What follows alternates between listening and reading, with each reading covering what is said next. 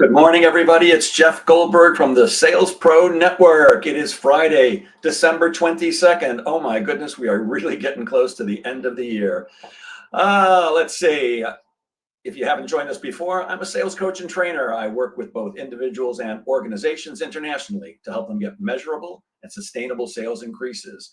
And I founded the Sales Pro Network a little over 3 years ago to elevate the profession of sales, to give salespeople a place that they can hang out, network, ask questions, get advice and coaching. And if you have joined us before, you know that every Friday at 10 a.m., we either do a live training or in 99% of the cases, we do a live interview with somebody who can add value to the profession of sales. And today is no exception. Before I bring on our guest, if you're watching us live, please say hello in the comments. If you're watching us live on Facebook and have not connected your account to StreamYard, it's just going to say Facebook user. So please include your name. If you have any comments or questions for our guest today during the show, please put those in the comments and I'll pass them along. And finally, if you're watching us on the replay, please put replay in the comments. And with that, it's my pleasure to bring our guest to the stage. Our guest is Nick Niehaus. He is the co-founder and the head trainer at the Business Video School. Good morning, Nick. Morning, Jeff. Yeah, thanks for having me on. Thanks for being here. It's good to see you. Good morning, Tony Simas. Thanks for joining us this morning. Nick, could we maybe start out with the 2 or 3 minute version of your background? What brought you up to this point? Yeah, absolutely. Yeah, happy to share. So my background, I'm pretty much been self-employed since I graduated from college. So I studied entrepreneurship, that's kind of the focus of the time. And so I've done a couple different things. I invented a product called the Case Coolie. That was a lot of fun. So it's basically like a koozie for a whole case of beer. That was obviously something we invented back in college. So that was fun. Did that for a while. Run marketing businesses. In fact, the marketing company I started kind of ended up developing in some ways the company I run now, which is called Business Video School. And so I think about 8-9 years now I've been doing video. Most of that time has been kind of focused on the real estate industry. So probably about 80% of the customers we worked with have been real estate agents, loan officers, brokers, stuff like that. And our specialty really kind of became, helping people make this transition. So, understanding that like video is very complicated. There's different ways to use it.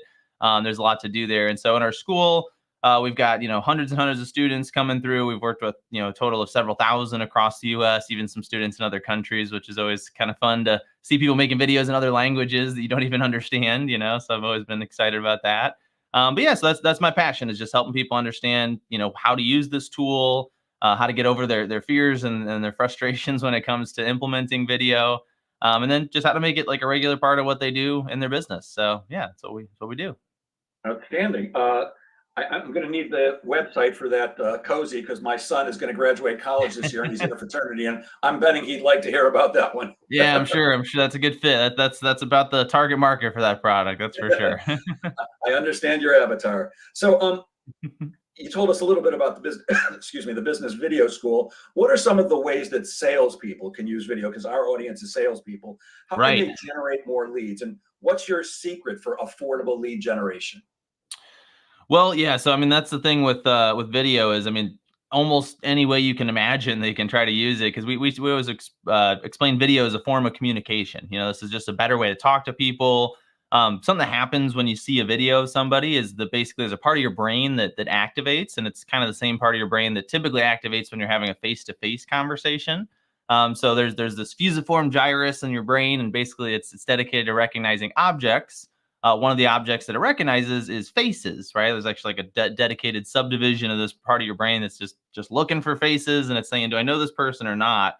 And so that, in a lot of ways, that's the power of video, right? Is just this idea that any interaction where I can maybe add that element, so I'll just give you one quick example. Like when I'm generating leads, if I have somebody opt in for something, maybe it's a free downloadable. Like an example of what we do in our business is we have our core curriculum is just called the Real Estate Video Roadmap, or the Small Business Video Roadmap. And so we have an ad that runs that says, hey, do you want a copy of the Small Business Video Roadmap? And people download it. And obviously those are pretty qualified leads.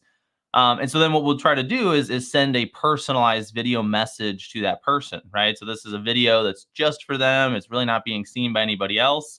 It's got their name in it. I like to take like a whiteboard and I'll write their name on it, and I'll put that up on the screen right at the beginning of the video so they know it's for them. And that just immediately changes the impression from I signed up for some. Yeah, there you go. Right. So you know all about this stuff, Art Jeff. So that's the stuff. Is like, you get a chance to show that person that you're doing something, for one, that a lot of people aren't willing to do yet, right? So you're getting on camera for them. A lot of these recipients, like, they're not doing video yet, so they look at that as like, wow, this guy, man, he's really doing something cool here. And then the more important part is it just immediately establishes you as a real person, right? So now you're not just some faceless, entity that they signed up on a website. Now you're in this case Nick, right? This Nick is reaching out to me. The Nick is this guy that I feel like I've met now. So that's a big one, right? I think lead conversion, it's a huge opportunity. On the lead gen side, I'll tell you right now, we got a campaign going with one of our clients where it's a two-stage campaign, right? So he created one longer video, which is sort of 5-6 minutes, that is all the details of a strategy that he uses to help his customers save a bunch of money when they're buying a house. Basically, it's kind of the core of it. And then he has a short video, and the short video is basically the 30 to 45 second version. So, hey, we can do this. We'll save this much. And I got here's some things I've done in the past, but not every specific step to take. And so the strategy is you run the short video and you tell people, hey, if you want to learn the rest of it, you click here and you sign up and you're going to get access to it. And then on that page, he's got a second form that says, hey, if this is piquing your interest and you want to kind of look into how this could be implemented in, your life, we can help you out, one-on-one here, fill this out and we'll get in touch, So those are kinds of things that you can do. And I think last point I'll make there is to just remember when you're in sales, you gotta look at this stuff and understand that because video is an actual relationship, it's called a parasocial relationship that's forming. You might look at your results and you might say, well, it's been a couple weeks. I don't have, leads pouring out of my ears yet. Like, the video is not working. But actually what's happened is you've built that relationship with hundreds or thousands of new people. And now they're all thinking about you in a new way. So I've really seen that over several months, you'll probably start to see a significant change, not especially, you might get more leads, but especially the quality of the leads, right? The kind of conversations you're having at that point, the intimacy, the familiarity, people are basically ready to hire you when they start a conversation. That's a really good sign that what you're doing is working. And then, yeah, you should be able to expect more leads as more of those people have gotten to know you and that relationship continues to grow. So that the warning there is just to have a little bit of patience, because the first few times you make a video, it can feel like, man, I want this to work because this was hard. But give it some time, let those relationships develop. And the nice thing is, once you establish them and you get that top of mind awareness, like, that doesn't really go away for quite a while. So it's a very powerful approach. Oh, that's great. Yeah, it's like, hey, I made one cold call. How come I don't have an appointment? How come I didn't close the sale? Or, yeah. I went to the gym one day. How come I'm not ripped? Yeah. And Yep. I love what you said with that personalization. That's why I held up my little whiteboard, because it makes people feel special. And that's part of my philosophy when I train and coach salespeople. You got to make people feel special, because they don't feel special most of the time. And by using somebody's name, they realize, I'm not sending, unless I'm sending this out to every Bob in the universe, which of course I'm not. It really does work. And I forgot the name of what you said, that part of the brain, but I love that there's a part that recognizes faces. I just wish I could connect the name to the face more often, because I'm always good with faces, but I'm really tough on remembering names. Yeah, right. And we all are. I think that's what's so interesting about it, is that your brain will much more regularly pick up, like, you're in the grocery store and you're like, I know that person, like, and they're doing the same thing, right? They're looking at you kind of, and neither of you remembers each other's name. And so you just sort of keep walking a lot of times, and but that's just it. Like, that is inherently the power of video. So I think that's really worth, reiterating. It's just, you don't think about it as a performance. You don't need to make video into this thing that's, it's got to be social and it's got to be hilarious and it's got to go viral. I mean, a lot of people start there, and that's very intimidating, when really all you're doing is just you got this medium, social media, email, whatever communication tool you're using. And now we have the ability to put, a pretty accurate representation of us, the whole experience, our voice, our face, all our facial expressions. We can put that right in front of that person, and it just feels more real. And I think if you think of video that way, you'll start to realize all these places where you're like, oh, that could be a video. This text I'm sending right now, it's kind of long, it's got a lot of detail. This could be a video, this email, this could be a video. And you start to realize there's places you can kind of work it into what you're already doing. Yeah, and it creates that personal touch, not just that you're calling them out by name, but you're making yourself into a human. And the fact is, people don't really do business with companies for the most part. They're doing business with people. Right. Sales is a very human interaction. You happen to do a lot of work with real estate people. Why that focus? And is video good for all salespeople? Yeah, so there are a couple reasons we focused on real estate. One was that when we started business video school, it was kind of a niche we'd already built out a little bit because of a previous business. Second reason was because of the connections I had there. We had access to a couple guys that ended up being our partners that had like a national level audience, you know, a couple 100,000 real estate agents. They had this Facebook group with all these people in it. So that was kind of a no-brainer to start there. And then really the third reason that I think we started with real estate is that it is, I mean, you could argue that the US real estate industry is probably one of the most competitive industries in the entire world, just in the sense that, I mean, there, you know, the numbers are currently dwindling, but there was close to 2 million total real estate agents and not that many more real estate transactions done in a given year. And so the real estate industry spends, I think, too much time, but they spend a lot of time, a lot of money, and a lot of attention on marketing competition. How do I get the next customer? How do I outcompete all these other people that are trying to attract that same person? And so it's a great place to refine, you know, marketing and sales strategies, because if it works in that industry, it's probably going to work almost anywhere else. And so that's kind of was sort of our approach here, is in that we are expanding at this point into, you know, a bunch of other niches and other groups. But real estate agents are at heart, they're salespeople, right? I mean, that it's very much a sales job. You know, it's about building relationships. I mean, you're literally managing a massive transaction, often hundreds of thousands, sometimes millions of dollars going, you know, one way or the other.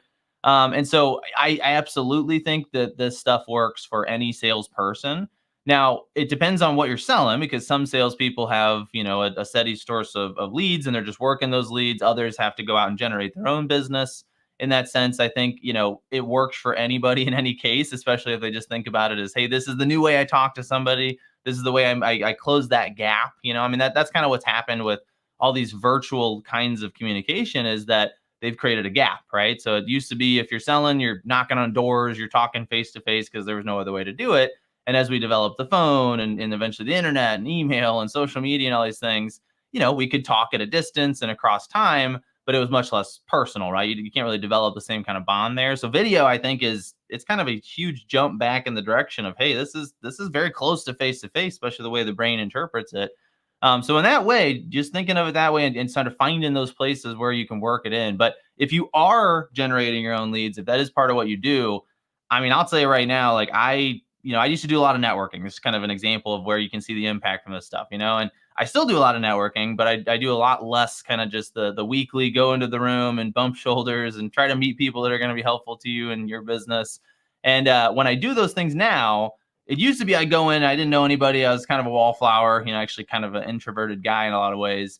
Now I go in and like people, like total strangers often will come up and be like, hey, how you doing? You know, like, and they'll introduce themselves, and then it'll turn out they've been watching my videos for 3 or 4 years, you know, and I'll tell you, I mean, the kind of conversation you have with somebody like that is you just never have had it before, you know, because they're coming in and like know who you are. They already respect you, you know, like they're curious to ask you questions and get to know you. And it doesn't take much. It's not like they've had to have seen, you know, hours and hours of my videos. It's just that familiarity. I mean, it's, again, the psychological, it's called the familiarity principle, right? The more you show up, the more your face is in front of somebody, the more they automatically start to like you, because, you know, I mean, it's kind of interesting at the evolutionary level. If you think about your brain and the way it works, you know, who are the people you see the most, right? It's your family, right? It's your friends, like those people whose faces just keep showing up in front of your eyeballs on a regular basis. We're kind of simulating that same thing now, you know. So you see this with like influencers and the level of attachment people will have and develop for them.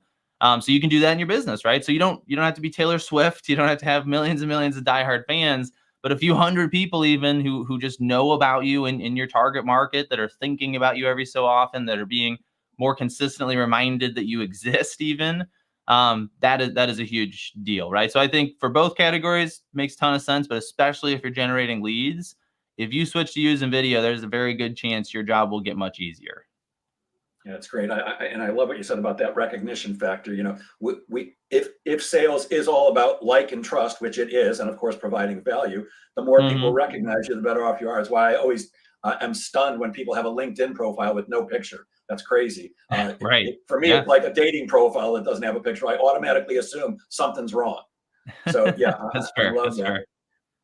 Good morning, John Hill. John Hill says, hey, glad to be on the Sales Pro Network and wishing you the best for the holidays in the coming year. Same to you, John, and to everybody. And good morning, Don Levine, our executive recruiter. Um, I think that some people believe that they don't have the technological know-how to produce videos.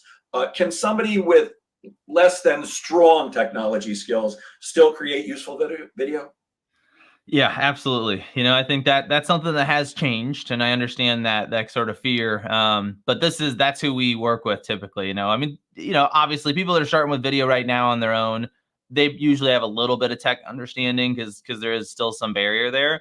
But I mean, it's gotten substantially easier just in the past few years, and I think the pandemic and the everybody being forced over onto Zoom. I mean, we all kind of learned at least how to do that. I think that in my mind, that kind of got rid of those remaining tech excuses. It's like if you've ever been able to turn your camera on your computer and talk to somebody, I mean, the Zoom has a record button in it, like you just hit the record button and now you got a video. In fact, yeah, I mean, like that might be one of the better videos you can make. I love getting people like this, right? Where this isn't Zoom, but like this is basically the same kind of thing. It's like we're on an online platform with a record button and we're having a conversation and we're making content, right? So that's at a basic, and I think that's where a lot of people, you come in with this idea, you see other videos other people have made, and you're like, well, I want to make that. Like that video went viral. I want to make that video. And you're like, but I can't make that video. It's way too complicated. There's all these different shots and there's all this editing and music and graphics. And yeah, of course, it's one of the more complicated videos. It's like back to your example of working out. I always like to talk about that. It's like, look, the first day you walk into the gym, never lifted in your life. Like if you look around, you see the bodybuilders and you go over and you try to imitate what they're doing on day one,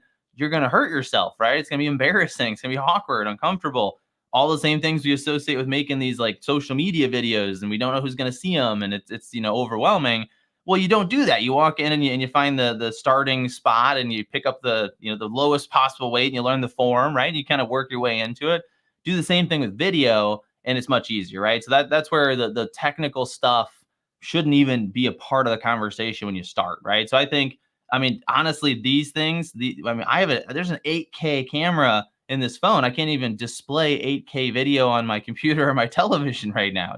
It's like you don't need any more tech than that, right? So there's 4 or 5 cameras in these things nowadays. Even the selfie camera is pretty good if you have a newer model. And so that's it. I think really what you should focus on when you're first getting started is less the technical stuff. Like if you've ever been able to take your phone out and record, something around you, you just hit the selfie camera and you point it at your face, right? So that part's not that hard. It's more, what am I talking about? Like, how am I framing myself on camera? Like, because a lot of people like they'll almost hide themselves in like the bottom corner of the video, so making that eye contact with the camera, thinking about what you're going to say a little bit before you start. And then starting simple. Here's my favorite starting place with video: birthday video messages, right? So like get out there in your network, the people you're trying to sell to already. And whenever you see one of them's having a birthday, shoot them a private one-on-one message, wishing them happy birthday. Invite them out for a coffee sometime or whatever you want to do to kind of catch up. Don't make it about business because it doesn't need to be. It's just a way to touch that person and, show them that you care about the relationship. And I mean, talk about low pressure, right? I mean, there's nobody's going to see it. It's just the one person and you're saying happy birthday. Like you cannot mess that up, even if it comes across as a little awkward or you're not framed properly. They're just going to see it and be like, oh my God, this is so cool. Somebody took the time to make a little video for my birthday. That's awesome. And then they remember it for months. I mean, I've had people, I'll forget to send them one the following year and they'll give me crap. Hey, where's my birthday video on Facebook or something, So like that kind of stuff, I think that gets rid of a lot of the excuses. And we find that a lot. Like that, I've had people that built out studios thinking they needed all this stuff. And then they never made a video because it created a mountain of tech challenges, things they had to learn how to do, right? So start simple and build gradually. Yeah, I love creating video, and I do exactly what you just said. I use Zoom. I mean, I'm already using it. I already know how to do it. All I have to do is press record. And the beauty of it is, I always have some idea in mind of what I'm going to say. And if I screw up, sometimes I'll just have to record it 3, 4, even 5, and sometimes 10 times. Sure. But it doesn't cost me anything. I'm already paying for Zoom, so it's pretty doggone easy. And I love what you just said about birthday videos. That hadn't occurred to me because what I often talk to salespeople about is establishing and nurturing a relationship over time. And it's great to wish people happy birthday on Facebook, and it's great to send them an email, but it means a lot more when you go to Hallmark and buy a card and write it out and put it in the mail. But a video You don't even have to go out. You don't have to leave your home. Boom, happy birthday. Really wish, whatever you're going to say, and send it off. That's just brilliant. So what are some of the skills that we need to produce a quality video? Yeah, that's a good question. I think there are some basic things you can do. I think first and foremost is just thinking about your lighting and your audio. Um, don't overcomplicate. You don't need to buy anything here. You just need to do a couple really simple things. So the number one rule with lighting is just making sure that the light is coming from in front of you. So you always want to face your source of light. I think this is one of those things. Once you do it once or twice, it becomes second nature because you see it in the result on the video. But you might not think to do it in the first place. So most of the lighting we have is overhead. That's really not flattering for video. And so, if you can get into a situation, and I think we both are using a lighting setup right now so that the fronts of us are better lit, right? So that's one thing you can do, so you can get, and honestly, a window is fine. So if you're going to make a video, you turn off the overhead light. Like in this room, I turned off that light. And then I actually have a couple windows. I have them covered in here so I can control the light a little bit better. But you just open the window and you turn toward it, right? I mean, that's going to get you good lighting. That is mostly like where that's going to help is you're just going to feel that you look better. So that improves your confidence. Like, I don't think that's necessary if you're just trying to fire off a quick birthday video to somebody, but I've seen that drastically improve somebody's performance just because they're like, oh, wow, I don't look like, I look 5 years younger all of a sudden, right? 'Cause it's not highlighting all the wrinkles on their face because the light's from above. So that's one thing you can do. Next would be audio. The only thing you have to worry about with audio is you need the viewer to be able to understand you clearly, right? So that's actually more important than the visual. There's research that shows that if it's hard to hear what you're saying, they will stop watching sooner. There you go, right? You got to get that, got to get a microphone, or, I think that's where, as long as you're not too far from your recording device, when you're getting started, that's probably good enough. I like to keep an eye out on background sound too. So, trying to be in a room with like some carpeting or some plush furniture that'll absorb the reverberation of your voice on the walls, stuff like that. So those are a couple of things, but again, as long as you can hear what that person is saying clearly, that's the important thing, right? So it's just about like recording a practice clip. And then the third one that I'll give you is what I referenced earlier, which is framing, which is more about where you are in the shot, right? So when you're shooting yourself, like we're both a good example of this right now. There should be a little bit of space above your head, right? And then you can decide how much of your body you want to show. But you want to make sure that it feels natural, right? So like, and that, I don't know why, I think there's a tendency when you first make your videos, especially if you're holding your phone like this, that people tend to tilt it like this a little bit so that it's shooting and their head is like right at the bottom of the frame. And then 2/3 of the video is just like the ceiling in the room, and it's a little distracting. It takes the viewer out of the experience. And again, you have to remember like what's happening in that viewer's brain is their brain is basically saying, hey, this person is sitting here in front of me. Like this feels like they're here. I hear their voice, I see their face, all that kind of stuff. Anything you do to reduce that experience takes the viewer out of that mode, right? So you want to make sure that they can see your body. I always like to think of it as like, yeah, I'm kind of like sitting across from a table having a coffee with somebody, they should get, sort of see me that same way. That'll help too, right? So those are just three small things, right? And other than that, I mean, you just sort of hit the record button and you do your thing. I guess one bonus that is a more technical thing that you might want to look into learning how to do, because it's very simple, is what we would call trimming the beginning and the end of a piece of footage. Literally, if you hit the edit button in your phone, one of the main things you'll see is that bar across the bottom with the video track. And then at the end of each end of that bar is usually a little tab. You can hold down on those tabs and drag in. Right. And so all that means is that now when you start recording, you don't have to try to start talking right as it starts recording. You can actually wait a couple seconds. You can get collected, confident, kind of do your thing, start talking, and then you can go in and trim the video down to that spot. It's not hard to do. So once you learn to do it, you can do it pretty easily. It just removes all the pressure. I mean, because, we've all seen the video where the person's hand is kind of moving back from the screen and they're a little bit, discombobulated for a few seconds. That eliminates that part, right? So that's one thing that might be worth trying. Other than that stuff, and that's like 10 minutes worth of learning. You don't need anything else. You just get started, Great, great. Yeah, I always start my videos with a few seconds of me just sitting like this, just with a little smile on my face, and then I start talking. And I'm hearing you say the same advice I give salespeople about virtual selling, because virtual selling and face-to-face selling are very, very similar, except you're not sitting in the same room, but good audio, good camera, and good lighting. And I have ring lights hanging from the ceiling because I don't want people distracted by the reflection of the light in my glasses. little things like that do make a big difference. I don't want anything taking the concentration away from the conversation that I'm having with the prospect. And Right. staring at the rings on my glasses could absolutely do that. So we can use the existing stuff we already have to shoot. What about editing videos? What tools do we need for that? You mentioned how to do it on an iPhone. I use Camtasia for editing, and it very, very low learning curve. I always say I'm more technologically advanced than the average human. I know just enough to get myself in trouble, but I'm certainly not a video editor. And it's not that hard to do. What do you recommend? Yeah, so Camtasia is a good one. I think that a lot of phones now actually have some of these editing features just sort of built right into the app when you record, so I think if there's anything there you can use, might as well, just to kind of get used to it, because that way you can do it right away and not have to put it into another app or anything. Ones that are becoming more popular now, I would say CapCut is a big one. CapCut, full disclosure, is owned and controlled by ByteDance, which is the same company that owns TikTok, right? So on the one hand, that means it's a very robust app. It includes a lot of the same editing tools that TikTok has. But if you don't like the fact that it's owned by a Chinese company, then you got to watch out for that one. There's also one that I really like. It's kind of the other end of the spectrum in some ways. Is called Kapwing, which is Kapwing.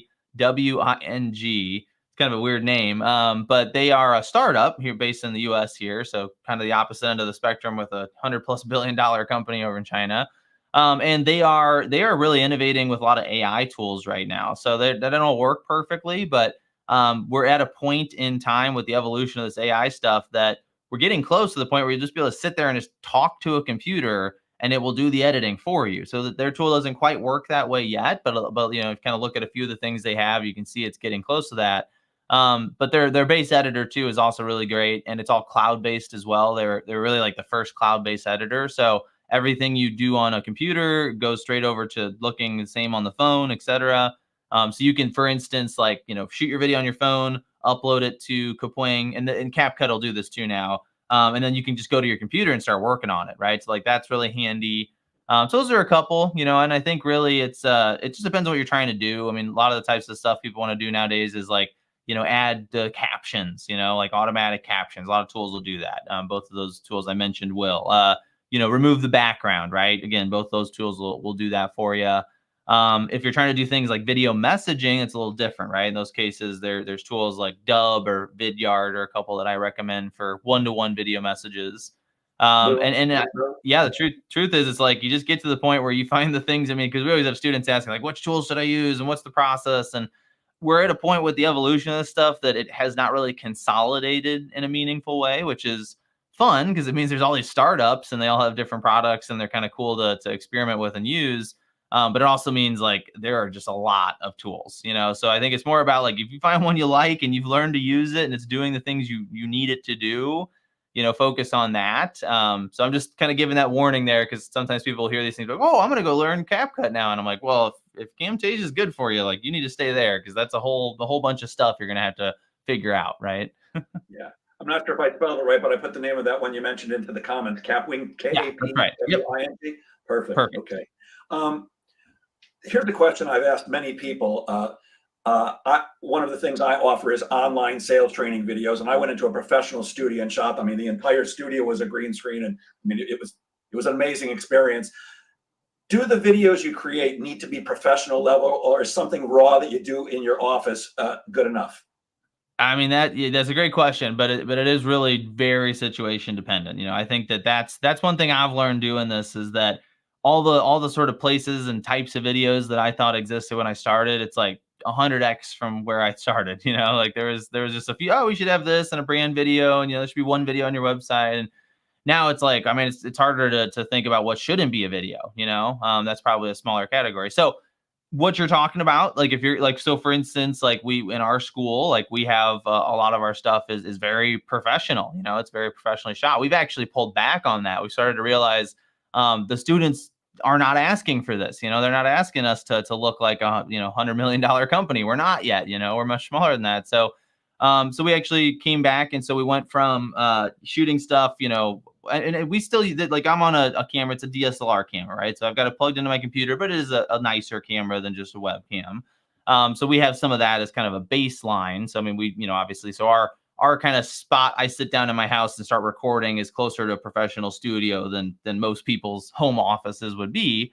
So there's a need for some of that, I think, but that's if you're, performing on camera, right? So like if it's going to be something that you're selling access to, if you need to position your brand as premium, all those sorts of things, that then yes, higher quality is almost always worth it. And like one thing we have on our staff is we have a gentleman whose former job was, working full time as a professional videographer, right? So like he's our video pro. Like he knows how to edit all this stuff, shoot all this stuff, really high quality.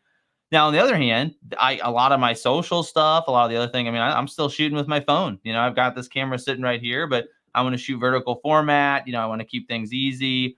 And so that's what it comes down to, right? So I think it's really a matter of, does it fit what they expect? Like, just so if I see your content and it's really polished, does that strike me as you trying too hard? You know what I mean? So like if you're you're selling something that's kind of lower cost, and you're not seen as a premium service or product, then that might kind of strike people as like, we've had people mention to us that their customers felt like they're wasting their time, or they were trying to be a TV star because their stuff is sort of too produced. So there's that, right? On the other end of the spectrum, if you are premium and you want to sort of position yourself that way, then yeah, it's worth it, And you see some of these commercials and, especially television ads, like 30-second video costs hundreds of thousands or sometimes millions of dollars to make, and in that case, it's worth it. So it's a spectrum, right? And I think it's just about thinking about who's going to see the video. I mean, if you focus on your audience, and that also takes you out of your head, it prevents some of your nerves, things like that. But if you're really just focused on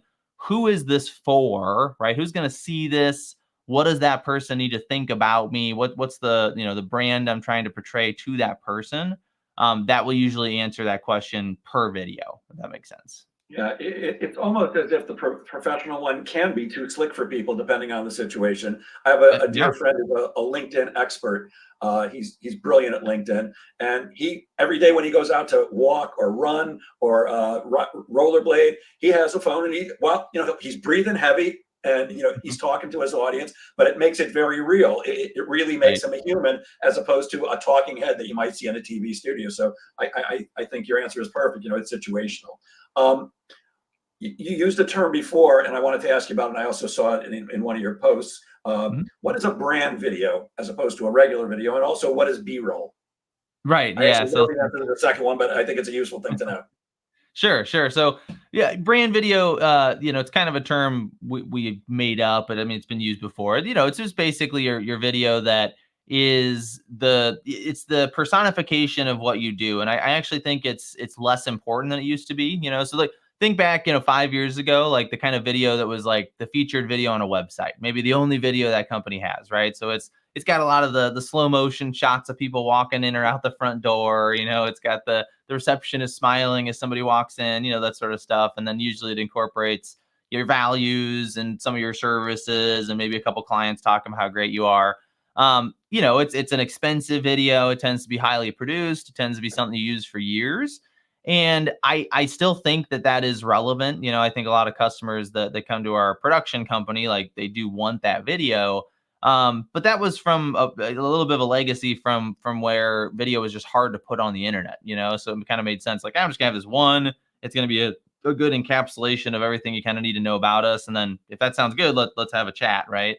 Now I think, yes, that's worth having out there, but really we're starting to see websites with just video everywhere, like video on the services page, talking about each service, video on the blog, summarizing what's in the blog post. I mean, just sort of finding ways to put it everywhere. And if it is, then that's how they're getting to know you, right? So needing that brand video kind of diminishes. Now B-roll, which is something we end up shooting a lot of for a brand video, B-roll, it's basically, it's just all the footage that's not the primary shot.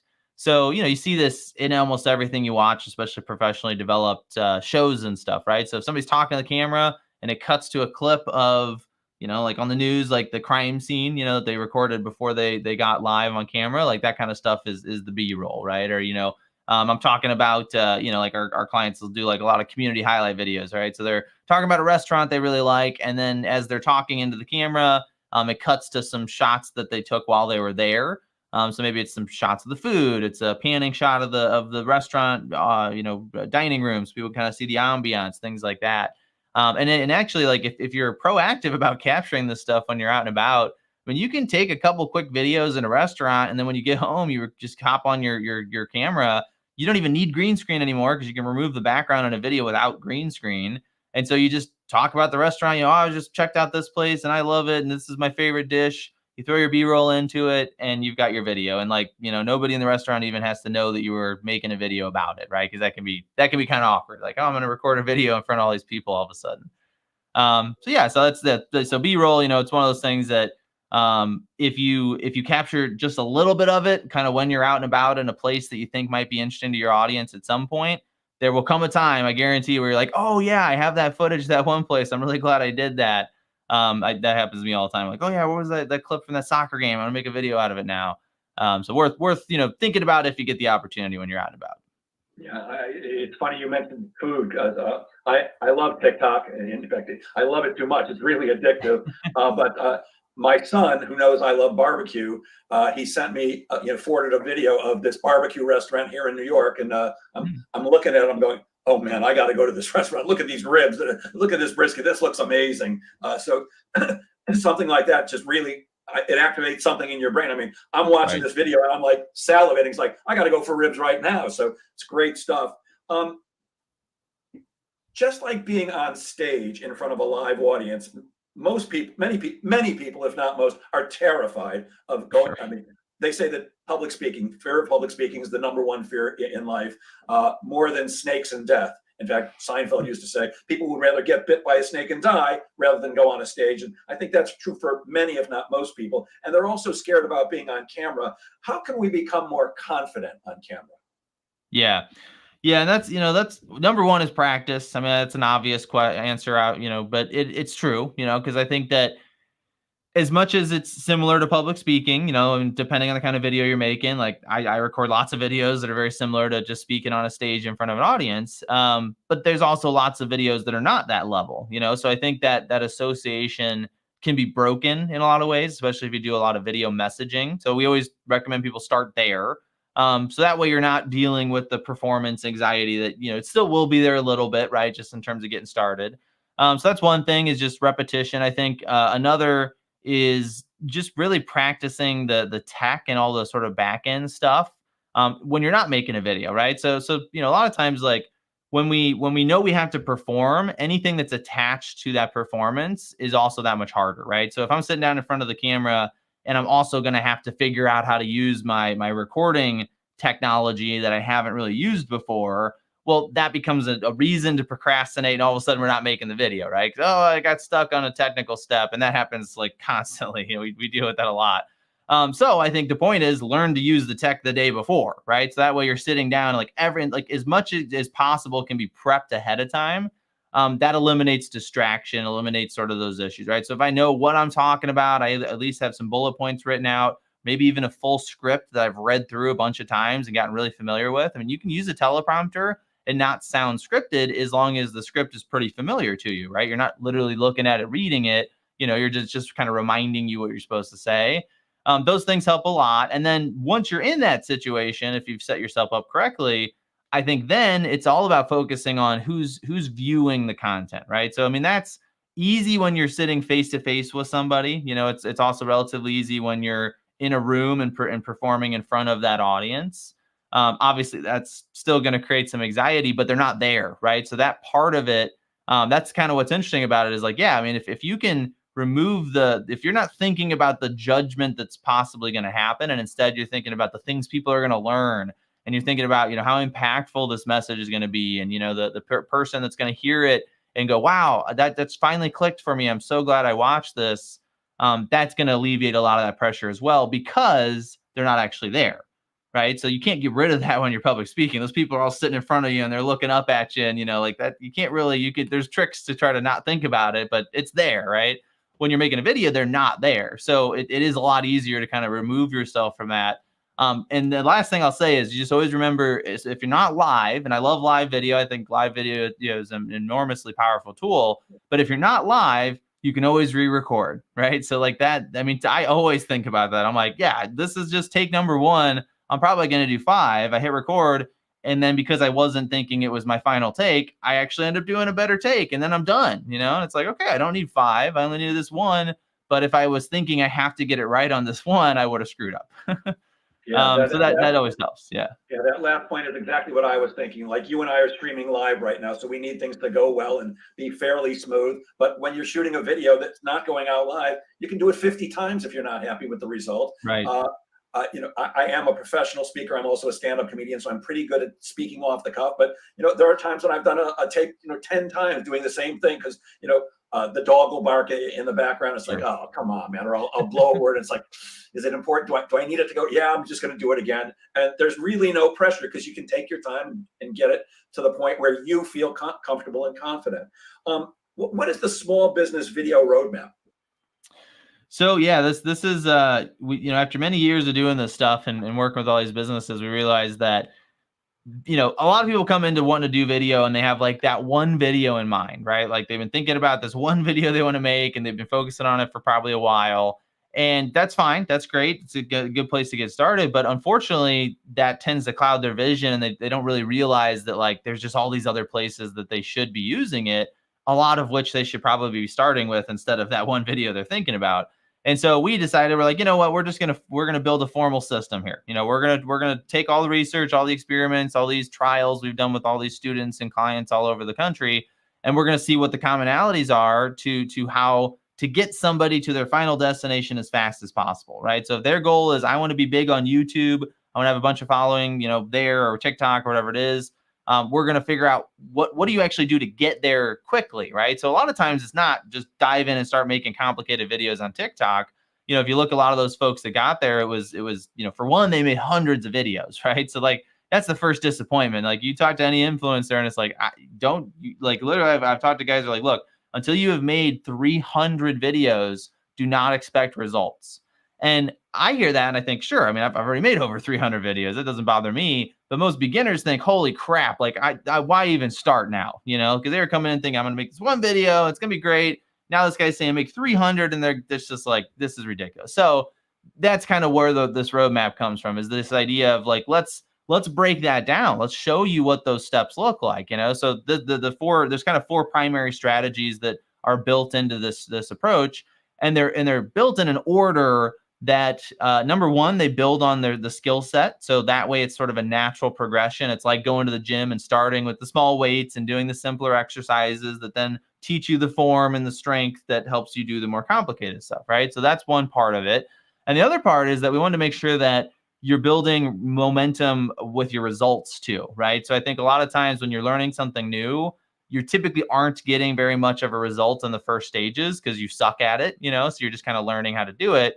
Well, what's funny is with video messages, you actually do get results really fast. This is one of the only areas I've ever seen this where you can start with the simplest form of video. I mean, literally happy birthday videos. And I will guarantee you, if you just send everybody you're connected to on social media that you like, at least, right? If you sent every single one of them a happy birthday video over the next year and did no other kind of video, the impact that would have on your results would be so significant. You'd be so excited about it that you're going to rush out and want to do more video, right? So I think that's important too. So that's the idea. So these 4 strategies, they start out with one-to-one video messaging. Once you've learned to do that and it's become a habit, we focus a lot on habit building through this process. Then you want to, we call it scaling yourself with video. So stage 2 is kind of looking for places where you're having the same conversations with different people, looking at your processes and documenting them. And basically creating an environment where once somebody comes in as a customer or lead, they're starting to see these videos explaining to them how things are going to work from that point forward. It drastically improves customer service and it saves a lot of time, right? So that's a huge one, because once you save that time, and again, that's still not a public performance yet.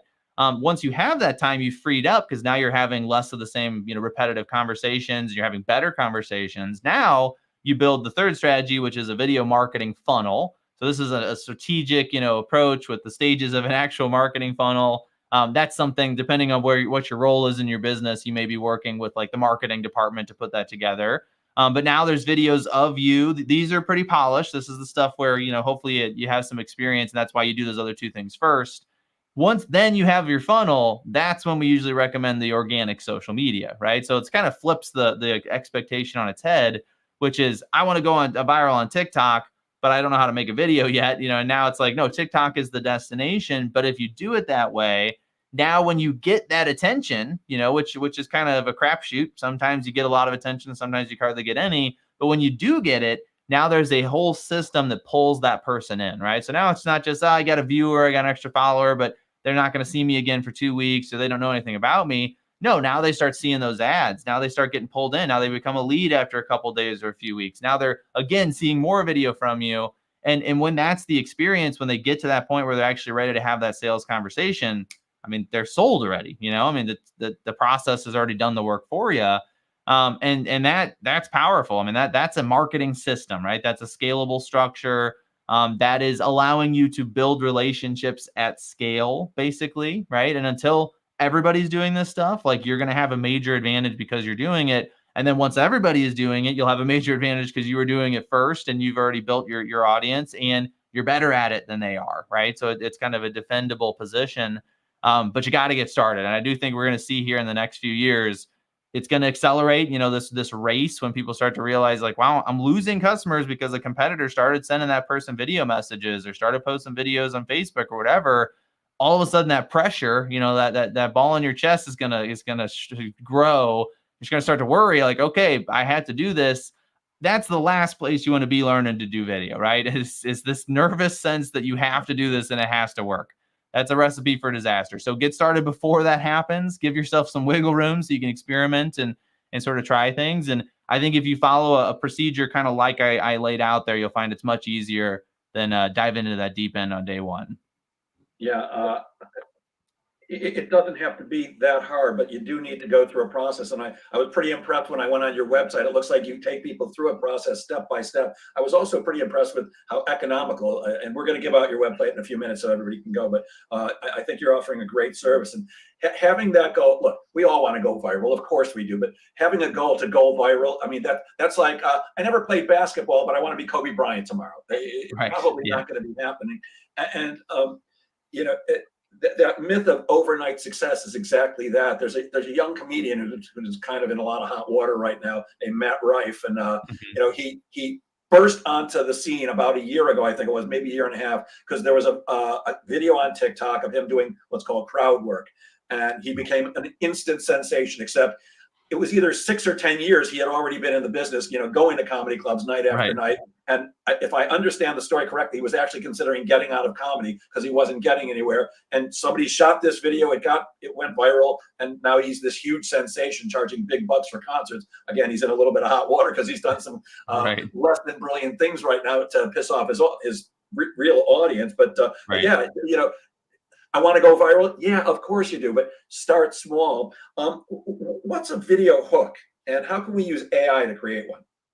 Yeah, well, so video hook. I mean, so the we all know how attention spans are at this point, right? Everybody's very fragmented, and we see, I mean, just the amount of content that we're thrown every day is overwhelming. So the first couple seconds of your video are by far the most important, right? Because you got to grab that attention. You got to get somebody to stop the scroll, right? So that's the hook. The hook is the first couple seconds of your video.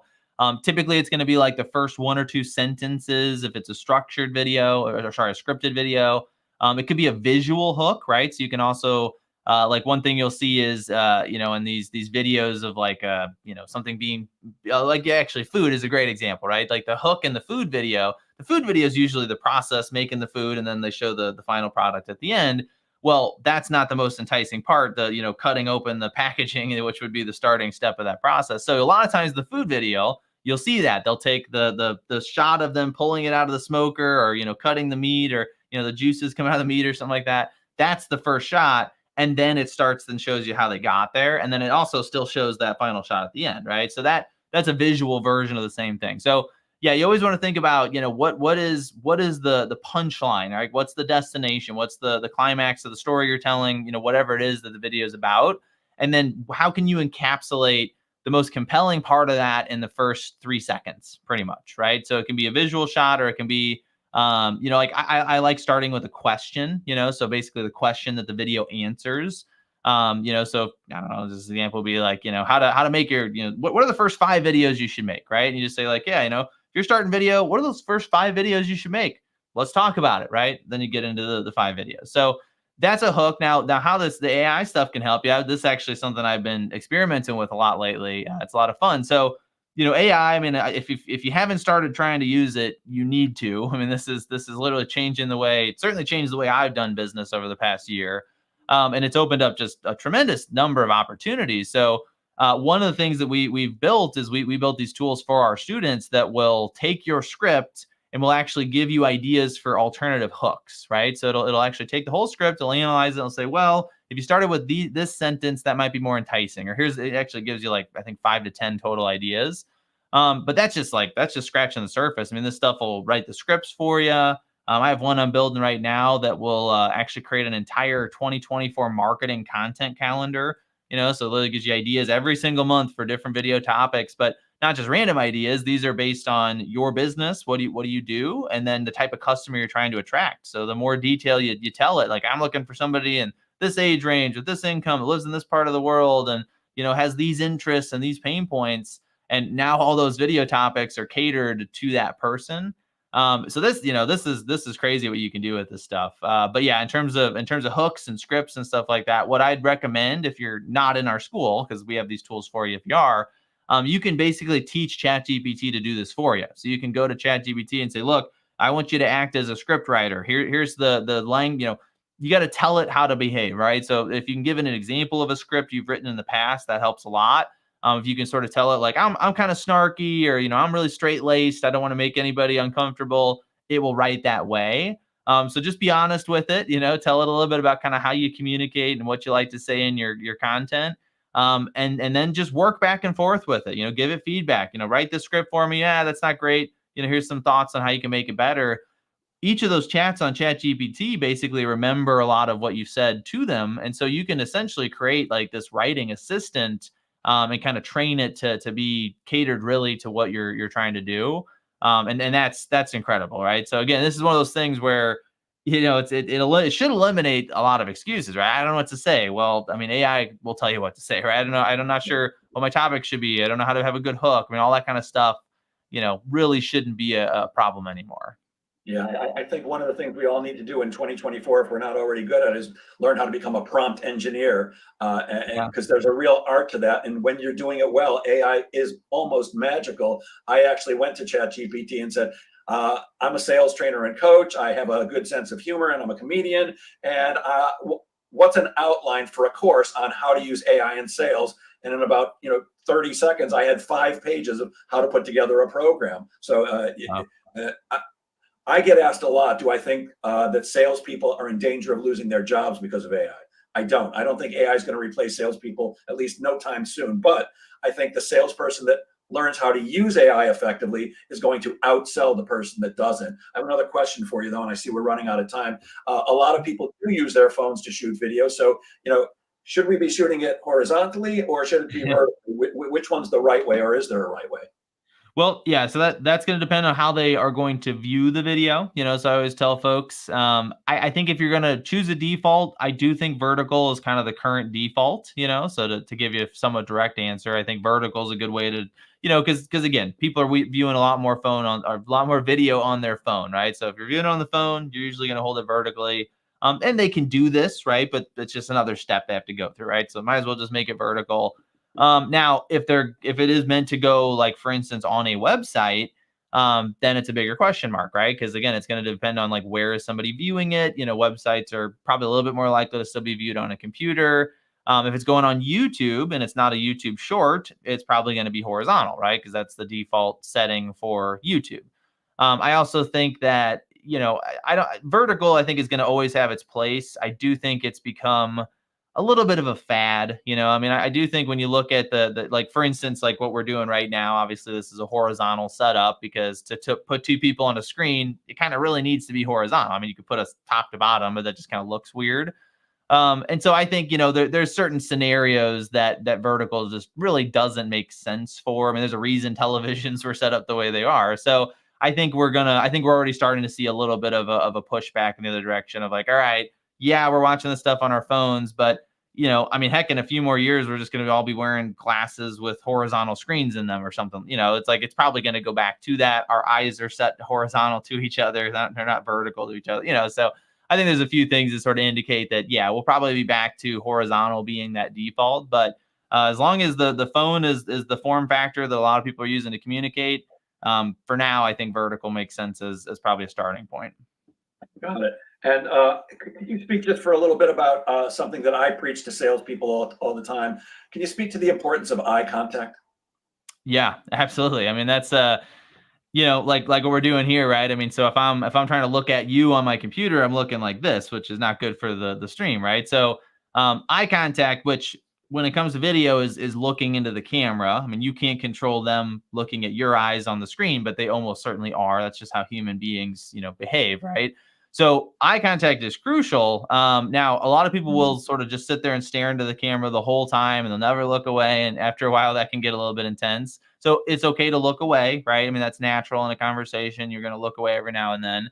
But that is really important because that is, that's what, again, it can take people out of the experience. I mean, you have to remember, I mean, then this is crazy. It took me kind of a long time to even accept this as fact, but when I'm watching a video of somebody, my brain has a hard time. And consciously, yes, I know it's a video, but so much of my brain is saying that person is there in front of me. Like just so much of it, right? My ears, the part recognizing faces, all of that, the experience is exactly the same. And it just cannot tell the difference.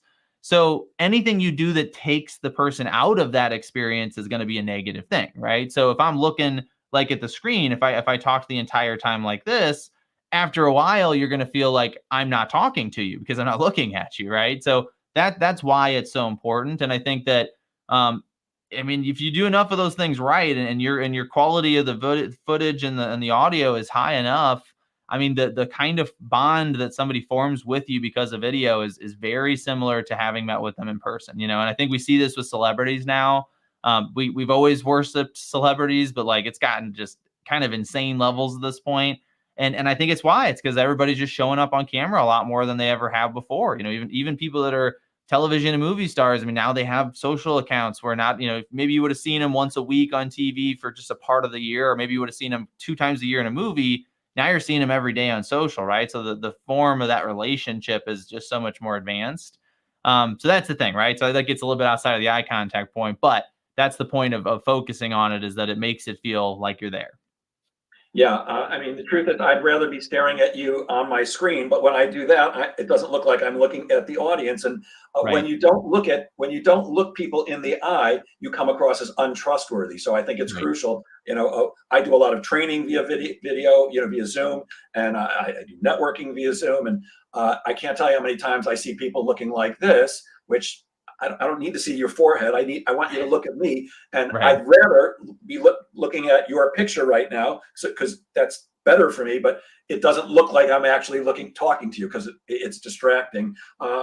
Unbelievable, well, not unbelievably, because this happens to me every week. I've still got a bunch of questions for you, but we've run out of time. So I'm going to share my screen right now. Would you please tell people how to reach you if they're interested? Yeah, so I'm on most social platforms. The big ones I use are going to be Facebook and LinkedIn. So if you want to look me up on those, there are a few Nick Niehauses, but you know what I look like now, so just find the one that looks like me. And then my website's bizvideoschool.com, and then my email is just nick@bizvideoschool.com. So yeah, I mean, you're more than welcome. I love to connect with people on both LinkedIn and Facebook. And again, that I built a lot of relationships just through social media over the years, so it's a great way to get to know each other. So connect with me there, and if you have a further question or want more information about membership in Business Video School, I'll tell you right now, we are doing an end of year sale. So if you want that the details on that, just hit me up by email and I'll send you the link. Well, I already said that I thought your prices were incredibly reasonable. So if there's a sale on top of it, now it's a great time to reach out then. Well, Nick, Absolutely. thank you so much for generously sharing your brilliance about video, and I really appreciate it. Guys, there will be no broadcast next week. I'm actually taking the week off. I'm still going to be doing some work, but I'm kind of going to try to relax. I would advise everybody, please take some time between now and the end of the year to set your goals for 2024. I'm doing a live, free goal-setting workshop right here in the Sales Pro Network. It'll also go to my LinkedIn feed and to our YouTube channel. It's at 10:45 Eastern this coming Wednesday. You don't have to register for it. I'm not getting your email address. Just come. I'm going to take you through I actually co-authored a book on setting and achieving goals called How to Be Your Own Coach, 6 Simple Questions for Achieving Your Goals. There's lots of books written about setting goals, but very few about how do I now achieve them. So I'm going to take you through the process that I take each of my coaching clients through on setting your financial goal for 2024. Again, this is free. You don't have to register for it. 10:45 Eastern this coming Wednesday. And with that, for those of you who I won't see Wednesday, Nick, thank you so much. And please, everybody, have a very happy, healthy, and prosperous New Year, a wonderful weekend, and a great Christmas if you're celebrating that. And I'll end as I always do. Please remember that sales is a game of making things happen. So get out there and make sales happen. Thanks, Nick. Thanks, everybody.